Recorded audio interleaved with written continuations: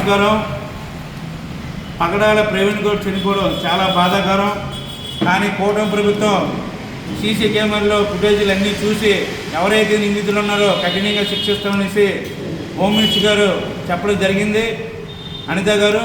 అలాగే ఎక్కడో కూడా వ్యక్తిగతంగా వెళ్ళి మతాలు కానీ కులాలు కానీ ఎవరు కూడా తిట్టకూడదని, అలాగే అధినేత పవన్ కళ్యాణ్ సనాతన ధర్మం అని చెప్పారు. అందరూ దేవుళ్ళని గౌరవం ఇవ్వాలి, మతాలకు గౌరవం ఇవ్వాలి, కులాలకు గౌరవం ఇవ్వాలి.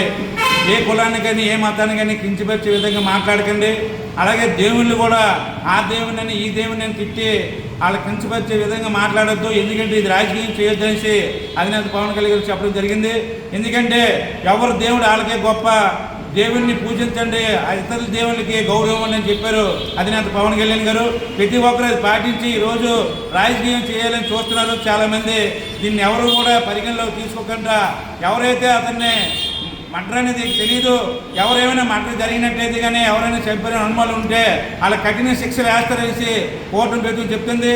ఈలోగా ప్రతి ఒక్కరు కూడా లేనిపోని మాట్లాడి ప్రజలు రెచ్చగొట్టే విధంగా ఎవరు మాట్లాడొద్దండి.